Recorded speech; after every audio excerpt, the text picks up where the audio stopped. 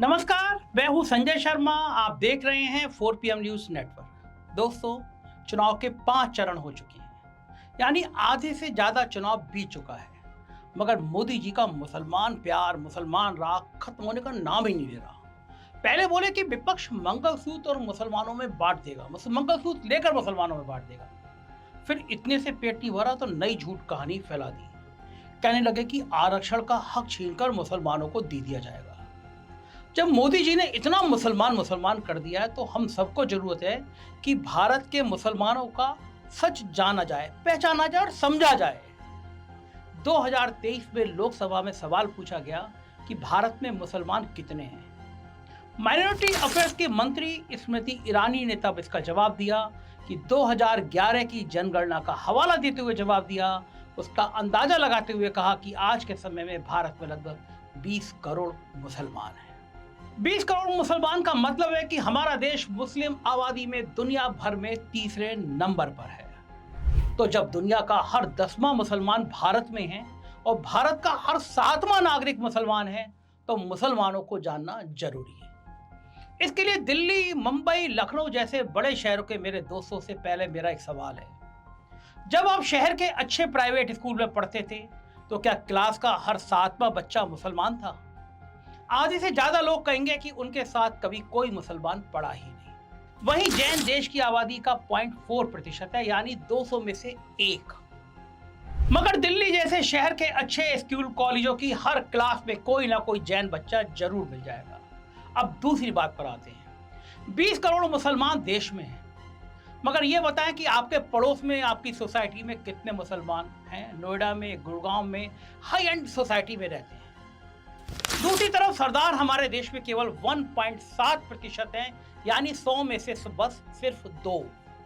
मगर कोई ना कोई सरदार कभी ना कभी आपका साथी या पड़ोसी और बहुत अच्छा दोस्त जरूर रहा होगा। इससे 2 बातें साफ होती हैं। भारत का मुसलमान और खासकर उत्तर भारत का मुसलमान देश में तो है, मगर समाज के बीचों बीच नहीं है। वो दिल्ली के दरियागंज और शाहीन बाग में है, मगर पूरी दिल्ली में हर जगह नहीं है।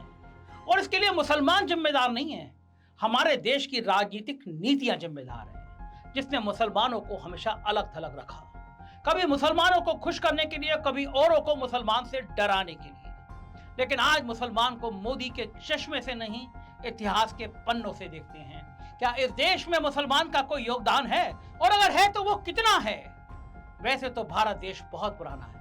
हजारों साल पहले यहाँ राजाओं के साम्राज्य थे और सैकड़ों साल पहले बादशाहों की सल्तनत। मगर अंग्रेजों ने इस हमें एक साथ दुखी किया, लूटा खसूटा, और इस सामूहिक दर्द में हम अपने एक होने का, भारतीय होने का एहसास हुआ, कस के हुआ। इसलिए बात शुरू करते हैं 1857 से, देश को अंग्रेजों से आजाद कराने की पहली लड़ाई से। ऐसी पहली लड़ाई जहां 2 राजा आपस में नहीं लड़े थे। देश की जनता शासक से लड़ी थी, एक सचमुच की क्रांति थी। और 1857 की इस क्रांति में मुसलमान कहां थे? वहीं थे जहां होना चाहिए। वो हिंदुओं के साथ कंधे से कंधे मिलाकर लड़ रहे थे, आजादी की लड़ाई लड़ रहे थे। 1857 की क्रांति में उत्तर प्रदेश के मंगल पांडे को हम सब जानते हैं। झांसी की रानी लक्ष्मीबाई का लड़ना हम सबको पढ़ाया गया है। महाराष्ट्र के तात्या टोपे का शहीद होना भी हमें याद है। मगर हमें मिर्जा, मुगल, सुल्तान और अबू बकर के बारे में नहीं पता। मिर्जा और सुल्तान आखिरी मुगल राजा बहादुर शाह जफर के बेटे थे और अबू बकर उनका पोता। ये तीनों 1857 की क्रांति में गिरफ्तार हुए। 22 सितंबर 1857 को अंग्रेज कमांडर ने तीनों को दिल्ली गेट के पास गोली मार दी।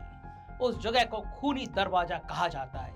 यह आज भी मौलाना आजाद मेडिकल कॉलेज के पास है और आखिरी मुगल राजकुमारों की देश के लिए वहां शहादत लिखी हुई है। सिख धर्म के गुरु गोविंद सिंह के 4 साहिबजादों ने सन 1704 में शहादत दी। ये धर्म की रक्षा के लिए मुगल राजा औरंगजेब से लड़ते हुए शहीद हो गए और इतिहास के पन्नों में सोने में अक्षरों में अपना नाम लिखाया। लेकिन फिर 140 साल बाद उसी औरंगजेब के वंशज मुगल बादशाह जफर के 3 शहजादों ने भी देश के लिए शहादत दी। इसलिए वो राहत इंदौरी का शेर है, हर किसी का खून है इस देश की मिट्टी में शामिल। हर किसी का खून है इस देश की मिट्टी में शामिल। किसी एक के बाप का हिंदुस्तान थोड़ी है। देश के लिए मिला जुला खून बहाने की बस ये शुरुआत है। आइए आगे बढ़ते हैं। 1857 की क्रांति सफल नहीं हो पाई। देश को एकजुट रखने का अगला बड़ा कदम लिया गया 1885 में, जब कांग्रेस पार्टी का गठन हुआ। कांग्रेस पार्टी का देश की आजादी में योगदान तो हम सब जानते हैं। गांधी, नेहरू, सरदार पटेल, सुभाष बोस जैसे नेता सब कांग्रेस से थे। जिन श्यामा प्रसाद मुखर्जी को भाजपा अपना सबसे बड़ा नेता मानती है, उनकी राजनीतिक पारी भी कांग्रेस से शुरू हुई थी। और इस महान पार्टी कांग्रेस को बनाने और आगे बढ़ाने में अब मुसलमानों का योगदान सुनिए। गांधी, नेहरू से बहुत पहले 1885 में कांग्रेस बनी। इसे शुरू करने वाले लोगों में से एक थे बदरुद्दीन तैयब जी, जो कांग्रेस के तीसरे अध्यक्ष भी बने। ये बॉम्बे हाई कोर्ट के पहले हिंदुस्तानी बैरिस्टर थे और बाद में इसी हाई कोर्ट के जज भी बने। कांग्रेस से ही जुड़े थे महान विचारक और हमारे देश के पहले शिक्षा मंत्री अबुल कलाम आजाद, जिन्हें मौलाना आजाद के नाम से जाना जाता है। इनके जन्मदिन 11 नवंबर को हमारे देश में नेशनल एजुकेशन डे मनाया जाता है। लेकिन आजकल व्हाट्सएप पे इतिहास पढ़ाया जाता है। यहाँ से पढ़े लिखे कुछ लोग हो सकता है मुझे कहें कि गांधी, नेहरू, कांग्रेस की बात मत करो। चलो नहीं करते हैं। आइए गदर पार्टी की बात करते हैं। 1913 में बनी इस पार्टी के क्रांतिकारियों ने पहली बार सोचा कि हिंसक क्रांति करके अंग्रेजों को देश से बाहर करते हैं। इस पार्टी के करतार सिंह सराबा की फोटो भगत सिंह हमेशा अपनी जेब में रखते थे, उन्हें अपना आदर्श मानते थे। गदर पार्टी के ही सरदार ऊधम सिंह को कौन नहीं जानता, जिन्होंने जलियांवाला बाग के खूनी जनरल डायर को लंदन में जाकर मारा। अब इस महान गदर पार्टी में भी जरा मुसलमानों की बात कर लेते हैं। मोहम्मद बरकतुल्लाह भोपाली, मगर इनकी बात याद करने पर व्हाट्सएप यूनिवर्सिटी से पीएचडी और अपने आप को खुद को महान बताने वाली कंगना रनौत कहीं रोने ना लग जाए। कैसे, अभी बताता हूँ। कुछ दिन पहले एक न्यूज चैनल पर इन्होंने सुभाष चंद्र बोस को ही देश का पहला प्रधानमंत्री कह डाला। हमें आजादी मिली तो the first prime minister of India Subhash Chandra Bose. जब इनके अल्प ज्ञान की चारों तरफ चर्चा होने लगी, दुनिया इनकी मजाक उड़ाने लगी, तो इन्होंने एक ट्वीट किया। इस बार अपने आप को और बड़ा ज्ञानी बताया। इन्होंने ट्वीट करके कहा कि अक्टूबर 1943 को सुभाष चंद्र बोस ने सिंगापुर में आजाद हिंद फौज के तले गवर्नमेंट इन एक्साइल बनाई थी और वो प्राइम मिनिस्टर डिक्लेयर किए गए थे। खबर सच्ची है, मगर कंगना रनौत की जानकारी अधूरी है, हमेशा की तरह अधूरी है।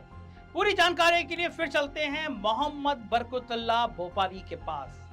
ये गदर पार्टी के फाउंडिंग मेंबर थे और गदर पार्टी के क्रांतिकारियों ने सुभाष चंद्र बोस की तरह मगर उनसे बहुत पहले एक ऐसी सरकार बनाई थी।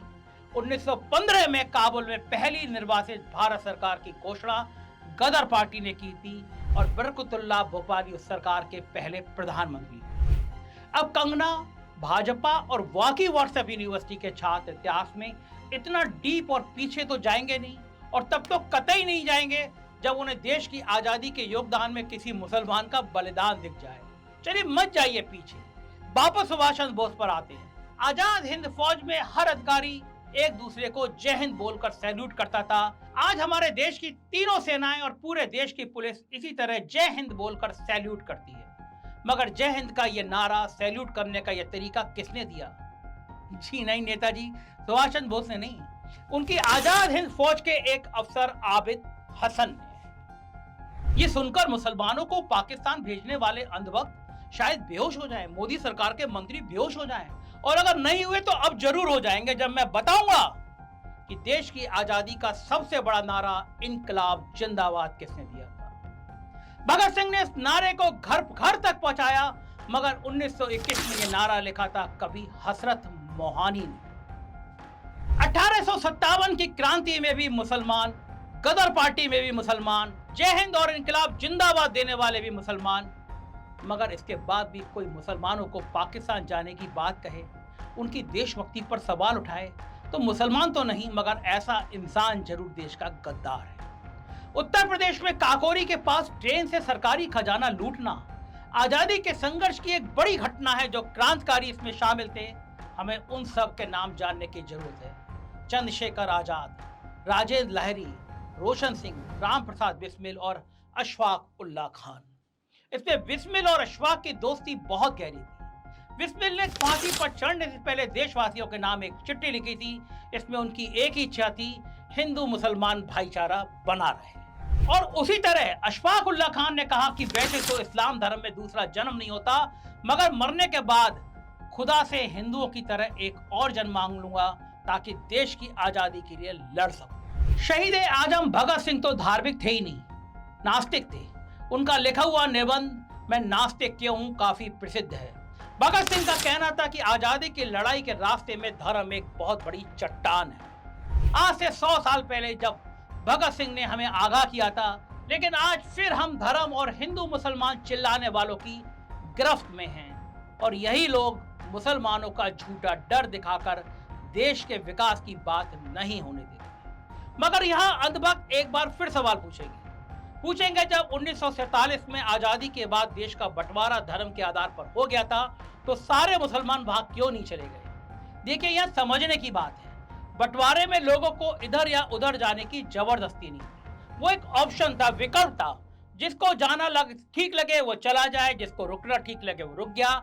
लेकिन जो मुसलमान रह गया उसने तो चॉइस होने के बावजूद इस देश से प्यार दिखाया, इस देश को चुना, इस देश की मिट्टी को चुना। और सिर्फ भारत को चुना नहीं, पाकिस्तान के साथ जब भी जंग हुई अपना खून बहाया। 1948 में पाकिस्तान के साथ हमारी पहली लड़ाई हुई। जम्मू के नौशेरा इलाके की लड़ाई आज भी याद की जाती है। ब्रिगेडियर उस्मान अली ने पाकिस्तान के छक्के छुड़ा दिए थे। वो जंग में शहीद हुए, उन्हें नौशेरा के शेर के नाम से जाना जाता है। और नौशेरा का ये शेर उस्मान अली आज भी भारत के सैनिकों के दिल में जिंदा है। ऑफिसर ट्रेनिंग एकेडमी से जब इंडियन आर्मी के ऑफिसर बनकर निकलते हैं तो सुनिए जरा क्या गाते हैं।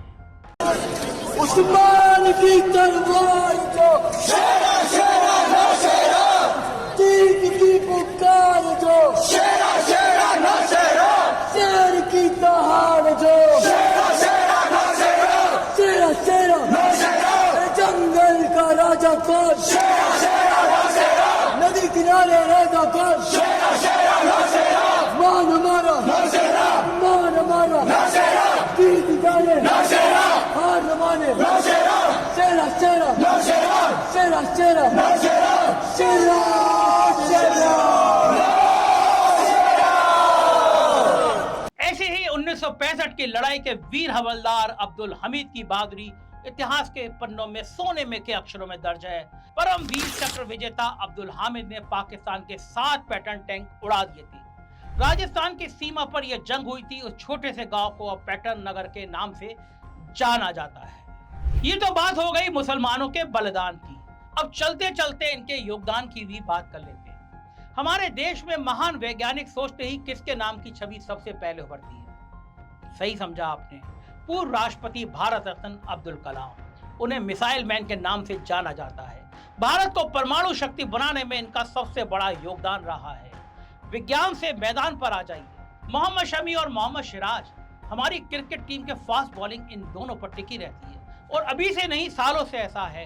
टाइगर पटौदी का जलवा हो या फिर अजरुद्दीन की कलाई, यूसुफ पठान के लंबे छक्के हो या इरफान पठान को पाकिस्तान के खिलाफ हैट्रिक। इस क्रिकेट प्रेमी देश ने ना कभी सचिन का राज पूछा, ना कभी सहवाग की जाति और ना ही कभी इरफान पठान का धर्म। जो देश के लिए खेला वो सबका प्यारा, लेकिन मोदी जी ने तो क्रिकेट तक को नहीं छोड़ा। कुछ दिन पहले कांग्रेस के खिलाफ झूठ फैलाने के लिए देखिए किस घटिया बात पर उतर आए हमारे देश के प्रधानमंत्री। कांग्रेस का इरादा खेलों में भी अल्पसंख्यकों को प्राथमिकता का है। यानी क्रिकेट टीम में कौन रहेगा कौन नहीं रहेगा ये कांग्रेस अब धर्म के आधार पर तय करेगी। लेकिन इन सब बातों से न सच्चा मुसलमान घबराता है न सच्चा हिंदू डरता है। दोनों देश को ऊपर रखते हैं। बॉक्सर मेरी कॉम को हम सब ने भारत की शान की तरह देखा, ईसाई बॉक्सर की तरह नहीं। अब उसी वेट कैटेगरी में निकत जरीन ने पूरी धूम मचा रखी है। मोदी के लिए वो मुसलमान होंगी, हमारे लिए वो हिंदुस्तान की महान खिलाड़ी है। मुस्लिम शाहरुख खान के पर्दे पर आती हिंदू सीटियां आज भी उसी तरह बजती हैं और कल भी बजेंगी। आप और मैं कभी उदास होंगे तो हमेशा की तरह आगे भी किशोर कुमार के साथ मोहम्मद रफी दिल बहलाने अपना गाना लेकर जरूर आएंगे। मोदी चाहे कितना भी हिंदू मुसलमान का जहर घोल लें, गालिब की मोहब्बत से भरी शायरी के आगे कम रहेगा। मोहब्बत में फर्क नहीं जीने और मरने का, उसी को देखकर जीते हैं जिस काफिर पर दम निकले। अब बताइए, गालिब की मोहब्बत के आगे मोदी की नफरत कहां टिकी? लेकिन फिर भी मोदी के जहर से दिल घबराने लगे तो ये भजन गुनगुना लीजिए। हो पालनहारे निर्गुण न्यारे, तुम्हरे बिन हमरा कोनो नहीं। जावेद अख्तर का लिखा हुआ और रहमान की धुन पर बना ये भजन आपको बहुत सुकून देगा और इस गुनगुनाते हुए भजन को गाते हुए भगवान से प्रार्थना कीजिएगा कि इस प्यारे देश को धर्म के नाम पर बांटने की मोदी और भाजपा की सब चालें नाकाम हो जाएं, देश भाईचारे में रहकर तरक्की करे। ये बातें मैं सारी आपको इसलिए बता रहा हूँ क्योंकि मैं उस शहर से आता हूँ जिस शहर ने हमेशा मोहब्बत को, प्यार को तरजीह दी। मैं बदायूं से आता हूँ जिसके लिखे शकील बदायूनी के गीत आज पूरी दुनिया में गाए जाते हैं और मन तड़पत हरि दर्शन को आज ये गाना लिखने वाला शकील बदायूनी मेरे शहर का था। तो सोचिए आप, क्या हिंदू क्या मुसलमान, खून सबका एक है। जब सूरज की पहली किरण निकलती है तो वो हिंदू के घर में भी उतनी रोशनी देती है जितनी मुसलमान के घर में देती है। किन्हीं हवाओं ने कभी बंटवारा नहीं किया, समुद्र की लहरों ने बंटवारा नहीं किया, तो ये चंद नेता हमारे देश में मोहब्बत के और प्यार के भाईचारे को कैसे तोड़ सकते हैं? सवाल आप पर छोड़कर जाता हूं, आपके भविष्य पर छोड़ के जाता हूं, आपके बच्चों के भविष्य के लिए छोड़ के जाता हूं कि आप नफरत पसंद करेंगे या मोहब्बत भरे इस देश में रहना पसंद करेंगे। मेरी बात पसंद आई हो तो चैनल को ज्वाइन कीजिएगा, सब्सक्राइब करिएगा और मुझे अपनी राय से जरूर अवगत कराइएगा। शुक्रिया, थैंक यू।